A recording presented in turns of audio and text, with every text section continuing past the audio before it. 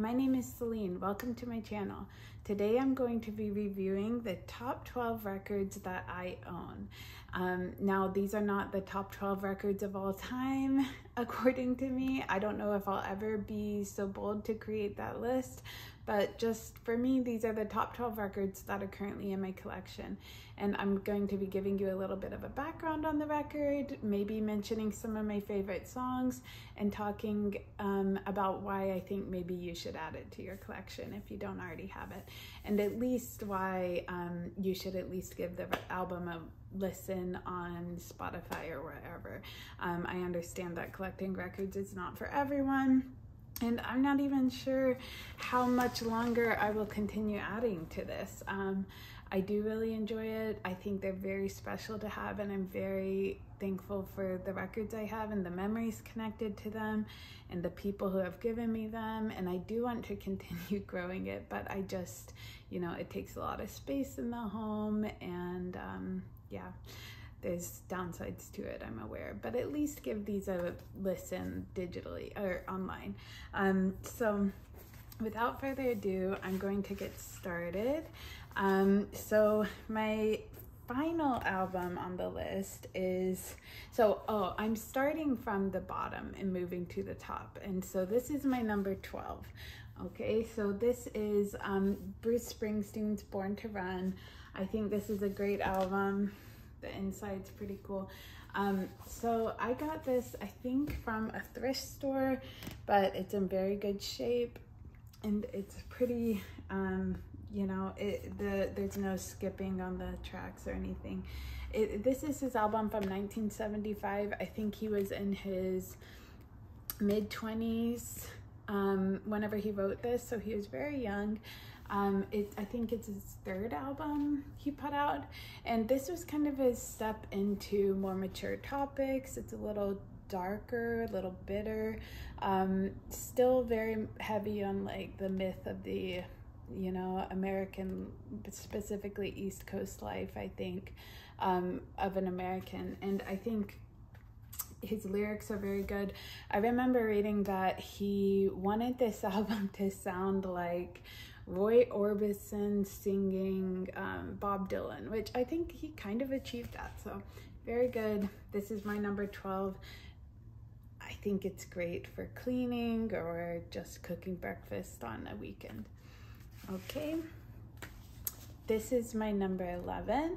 This is Radiohead in Rainbows. This album they became pretty famous for, well, they were already famous, but this album specifically got them a lot of attention because they did the Pay What You Want feature. That when this came out, they allowed their fans to pay what they want, which really kind of shocked people, and I don't know if it had ever been done before. So that's something this album's known for. It's not my favorite Radiohead album of all time. I definitely like OK Computer better, and maybe even some of their others, but I think, no, this one's probably my number 2 after OK Computer. And I think it's because it's very, I don't know, I think it's almost like seductive. It feels very, very intimate, and I just think it's really great to put on at a late at night, maybe a weeknight, maybe you're journaling or trying to do something productive, but you just want some really calm, kind of emotional, but also you know, pretty mild background music. My favorite song on here is Nude, and I think that's most people's favorite song. But I also like Jigsaw Falling Into Place. Yeah, I think this is a really good one though, and I recommend it. Okay, number 10 is Carpenters. And this is just their, it's kind of a compilation album. I think it's almost like a greatest hits. It actually comes in 2. And I'm lucky enough to have them. Actually, it's on my record player right now, the second one. I almost freaked out, like, where is it? Yeah, I was listening to it last night while I was preparing for this video. this is, I don't know, I love the Carpenters. I love Karen Carpenter. Her story kind of breaks my heart with her eating disorder. Oh, okay, so this album is called Yesterday Once More, but it is a compilation album, not labeled a greatest hits, but it kind of works that way. And as I said, it comes with 2 records. Both discs are incredible. I think my favorites on here,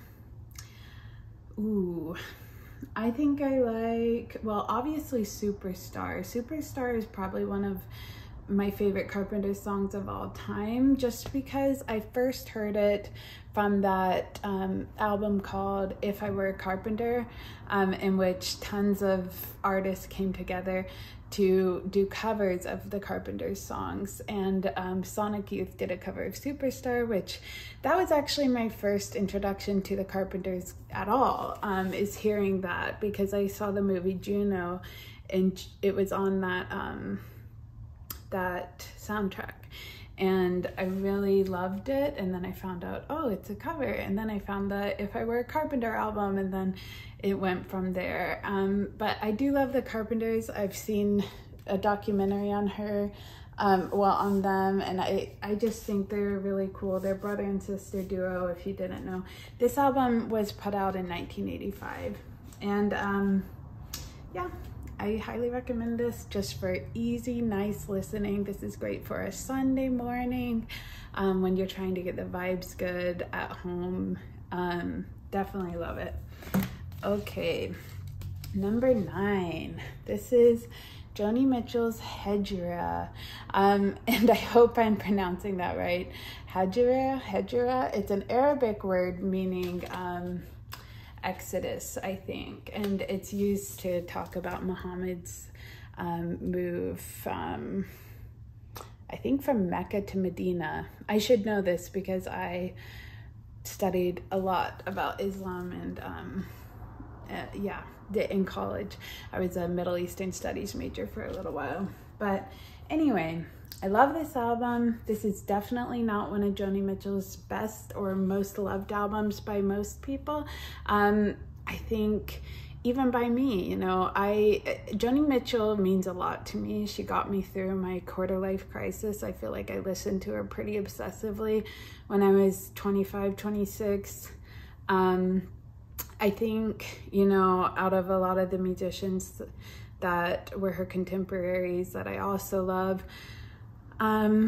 you know, she is she's a woman, and I think she really speaks to other women, and her lyrics really just get me sometimes. Obviously everyone loves Blue, and I love Blue, but I do not have it, you know, I don't have the record, but this one I had to get. This is a very cool record for a lot of reasons. This is one that Joni wrote, and well, you know, it's one that Joni herself said sounds the most like herself, and it is kind of different from her other records. I think so this one came out in 1976. It's her 8th album, and it has Coyote, Amelia, the song for Sharon, which I love, and Hejira, the song from the same name of the album. So I think this album's a little more jazz oriented than some of her others. I love the cover. The cover is a really big deal for me for this one. I just think it's so modern for 1976. And I think she was really experimental, and I think they put a lot of work into this, and I love Joni, so she had to be here on this list.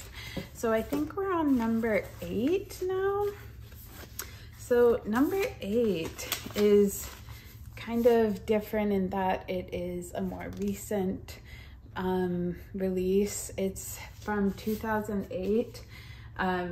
Which for my list, outside of Radiohead, which was in 2007, I think this one's the newest release, or the most recent release. Yeah, I really, really like this album. This is actually my little sister Emily's, which I've been telling her I'm going to mail back to her like all the time, but I never have. One day she'll come visit me and I'll give it to her.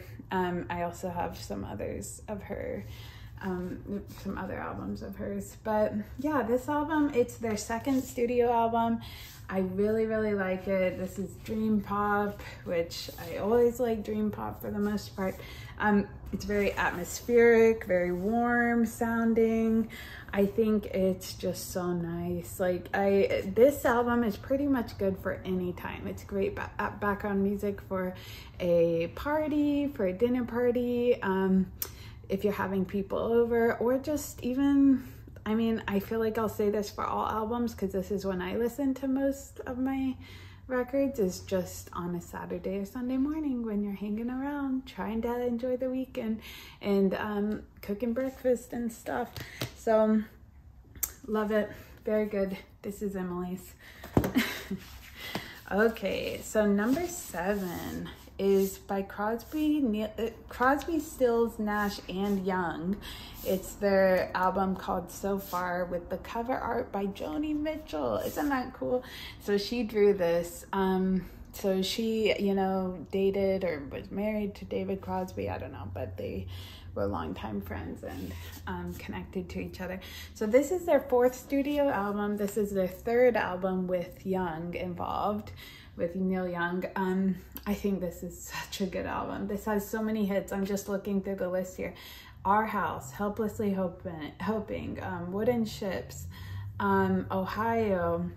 Yeah, this is very cool. It's almost like a greatest hits album of theirs, but it's just missing, I think Marrakesh Express is one of their hits that's not on here, but it's very good. Very glad to have this. Great to throw on, again, on a Saturday. I'm just gonna stop saying when you should listen to these because, yeah, pretty much always Saturday or Sunday morning when you're trying to feel alive again after a week of working. Yeah. Okay. Now my next, it's 2 together. So I think we're on number 7.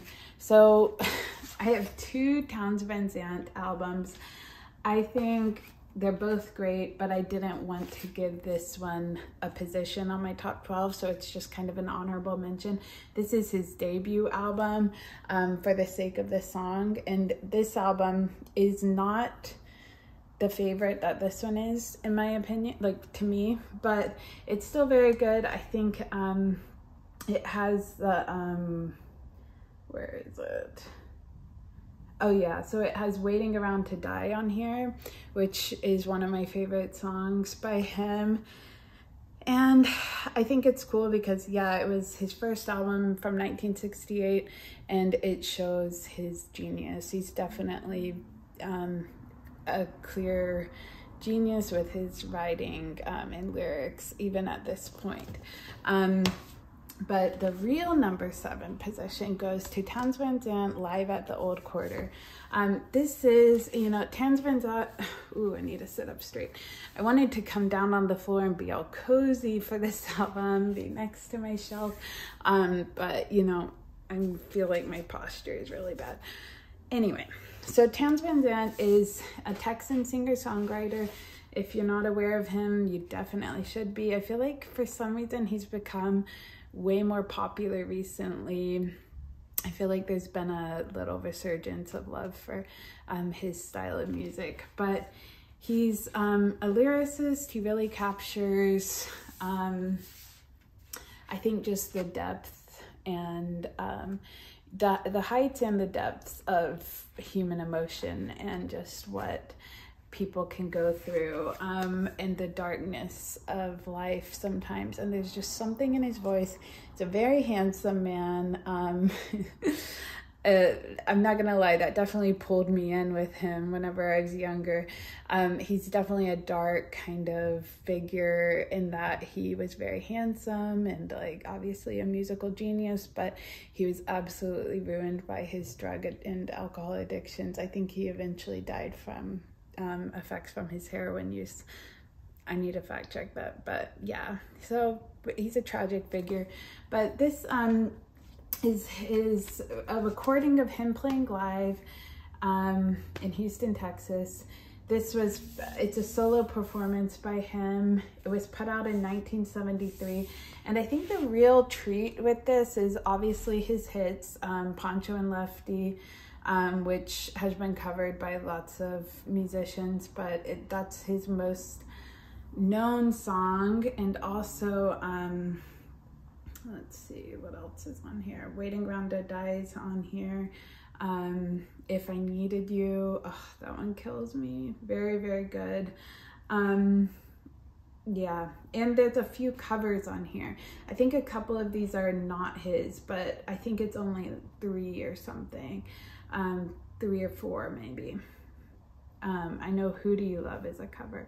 But anyway, I think the real treat with this album is, I'm not a huge fan of live albums, and that's controversial maybe, but sometimes it can be distracting and I'm just not in the mood. But this one, the audience obviously has kind of a feeling of awe for him and definitely deep respect, and you can feel that very strongly while you're listening to this album. The ambiance of the room is just is definitely present in this live recording, and I think that's why this has made it on a lot of lists of the best live recordings ever done. And I think it's also really cute that he throws in some jokes in between songs, and it shows him interacting with the crowd, and definitely a very respectful, good crowd that was here for this, and I love this. Okay, number 6, which really honestly should maybe be higher up. I am a huge Leonard Cohen fan. This is his new skin for the Old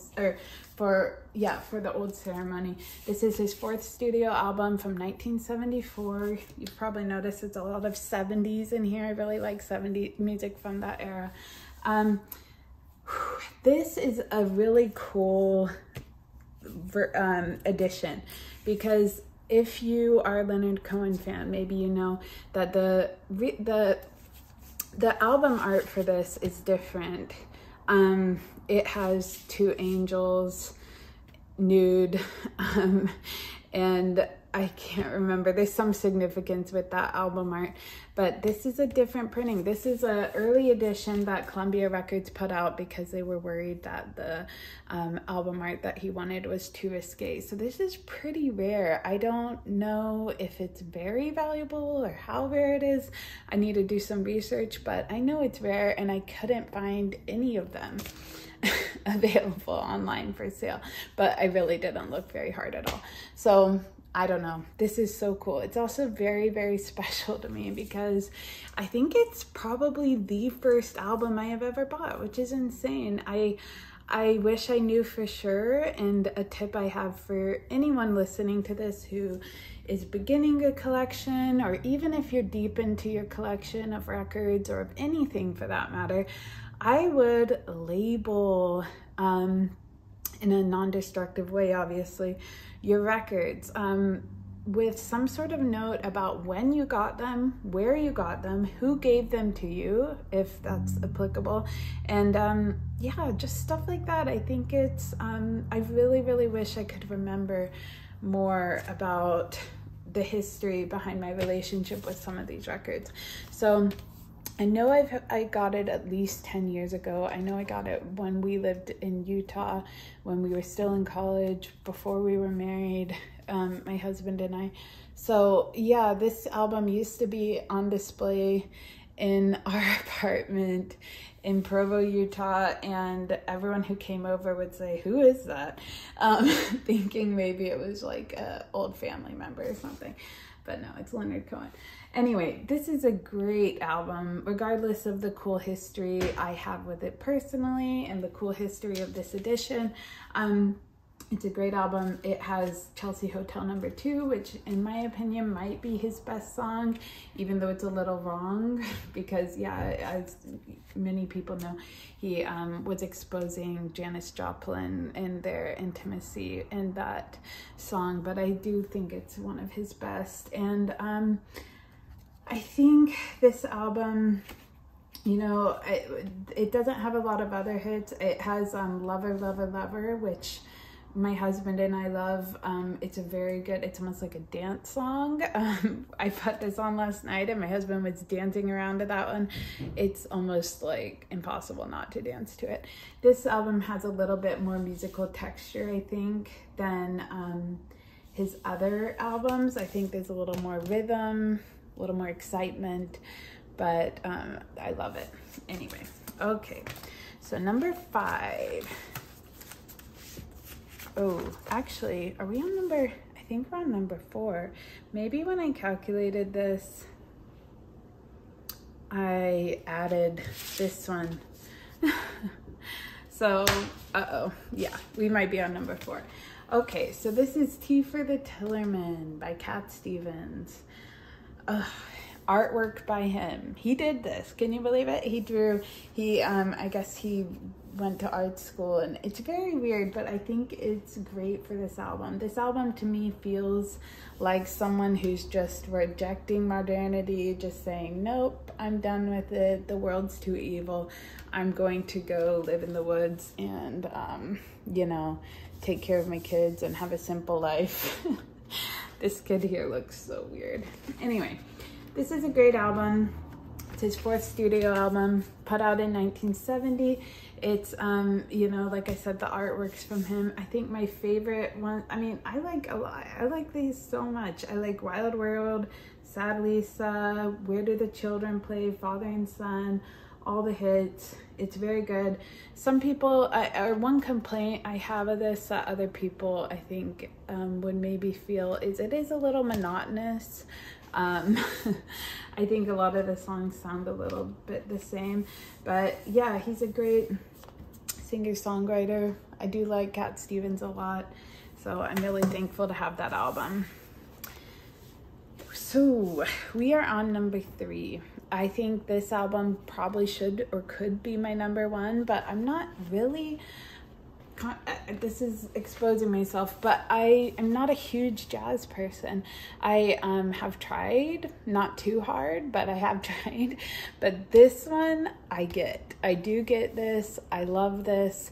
I think I first heard about this album, maybe I'm wrong, but I'm pretty sure I heard about it because one of the characters in a Haruki Murakami book was listening to this or mentioned it or something, and I just had to look it up, and then I just went through down a rabbit hole of researching how important this album is in jazz history. So not only is it Miles Davis, the king of jazz in many people's opinion, he's the trumpeter, but yeah, it also has John Coltrane, Bill Evans, John Coltrane being maybe the most known.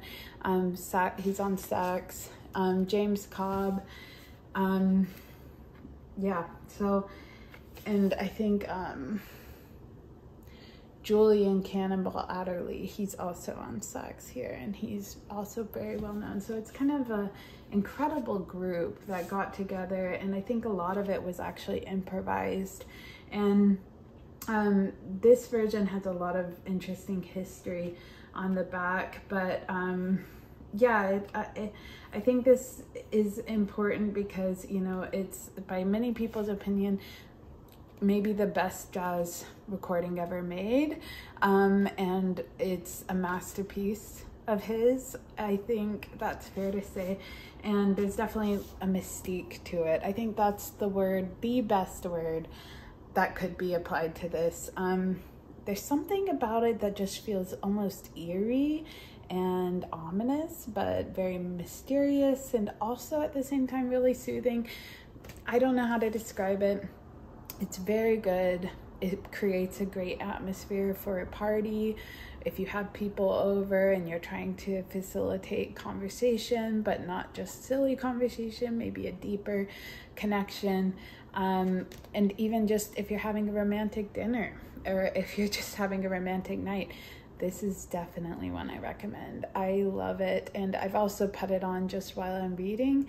I think it's really great to have an album that you can put on just that has no vocals and is just creates a really good, but also kind of, I don't know, elevated atmosphere. I really like this one. So we're down to number 2. This is Heaven or Las Vegas by Cocteau Twins. This album has become very well known lately, but I have to say I was into it before everyone got into it recently. I sound so annoying, but I just have to say that, and it's true. I could prove it. And my sister got me this. Emily, the one who, she told me I should do this video, and shout out to her. She gave me this and my number 1 album, actually. She knows me. She listens to what I say about what I'm listening to, and she knows that I would like a record. So anytime sometimes when I have a birthday or for Christmas, she'll give me a record. So this is such a good album. This is their 6th album, and it was released in 1990, and it's dream pop, which I've already said, I do love dream pop. Unlike most of these albums, it's not very lyric. I mean, it might be lyrical. I've never sat down and read the lyrics. The biggest joke about them that everyone makes is they're impossible to understand. It's impossible to decipher what they're saying. If you're a Kate Bush fan, you'd probably love this. I think Kate Bush is the only person who's kind of on their level and could be compared to them. I think this album has a pretty cool history in that I think, from what I remember, I think it was released after the singer, Liz Fraser. I think she had just given, I'm trying to see if this, oh yeah, the insert's pretty cool. But I was trying to find the list of, okay, so yeah, okay, I'll look at that in a minute. But yeah, so I think she had just given birth, or she had just had a baby. I think this record, maybe, if I remember right, it came out on the day her daughter was born. And it's a daughter she shares with another band member. I think his name's Guthrie. So, yeah. Okay. So anyway, my favorite songs on here are obviously, you know, the big ones that people love, Cherry Colored Funk. I love Heaven or Las Vegas. I love Ice Blink Luck. Yep, I think this is a great album, and I'm really thankful to my sister for giving it to me. It's great, creates a great atmosphere. And we are on number 1. So number 1, the best album I own. Okay, this is Spaceman 3's album called Reoccurring, or Recurring. I don't know why I said it wrong. Yeah, so this, I love the album art. I don't know how well known this album is to you or to, in general, how well known it is. I think it's very, very good though, and the history of it's pretty cool.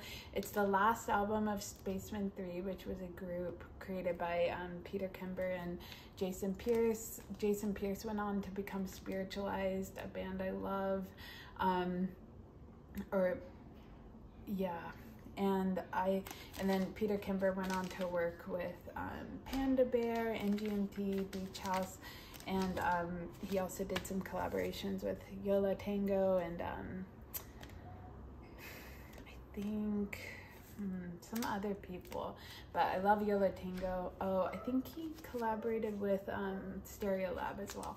But yeah, I've been loving Yola Tango, and I wish I had one of their albums. But yeah, so this is, you know, two musical geniuses come together to create this album. It's their last album. I think it's so good. It's kind of a distorted sound throughout, but it's still incredibly upbeat. This is considered psychedelic rock or space rock, kind of maybe like neo-psychedelia. So this album's kind of special to me because it was released in 1991, the year I was born. So I just think it's cool that something that feels so fresh and still very current and like something you could go to a show, go to a local show and just be blown away by someone, you know, performing something like this. People are still doing things, or trying to do what they're doing, and I just feel like they did it so well, and it creates a great atmosphere. I don't know if I'm getting tired of talking. Maybe I'm not giving this justice. I don't think I'm doing justice to this album. It's very good. All I can say is give it a listen. I think the best songs, I'm trying to find where, I don't think the songs are listed. I'm gonna have to open it up, which is actually awesome because I wanted to show you one of the coolest things about this is that it came with these 2 portraits. So, oh yeah, and another very interesting thing about this album is, yeah, the 2 sides, I think side A is by, maybe it says it on here. I think the first side is by Jason Pierce.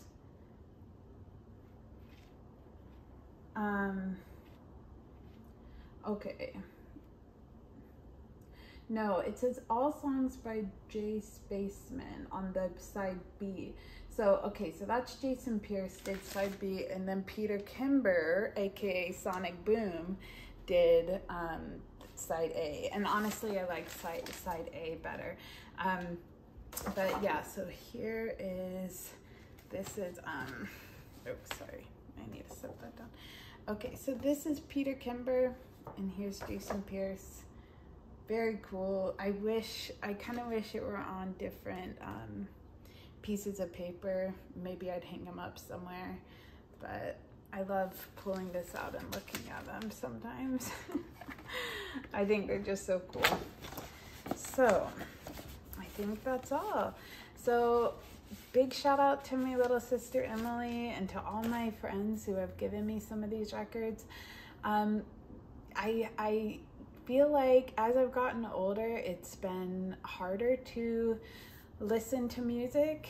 I think my emotions have gotten a little more raw, and sometimes I just can't handle how deeply I feel when I listen to music, which maybe sounds silly, but I think when I was younger, it was just kind of like I enjoyed the cathartic feeling of listening to music and kind of pretending to feel all the deep, dark things that these musicians were writing about and saying in their lyrics. And I think now that I'm older, and I feel like it's sometimes a little hard to handle the, you know, feeling things that I feel when I listen to music. And, you know, so often when I'm walking or exercising, I turn to podcast, which is sad because it kind of like is like a numb, droll, you know, just, it kind of numbs you, I think, more, the podcast, and it's easy to tune out.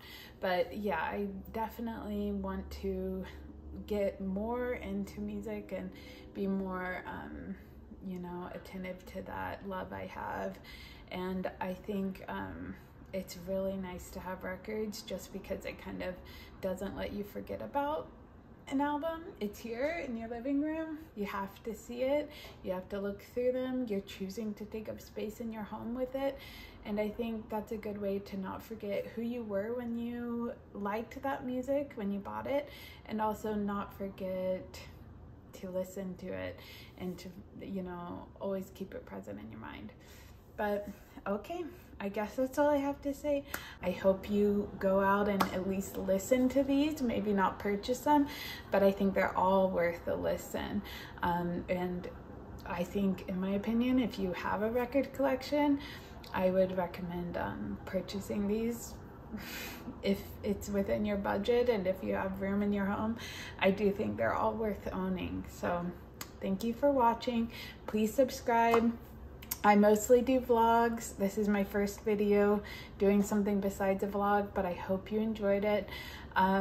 Please subscribe for more content. Bye. Thank you.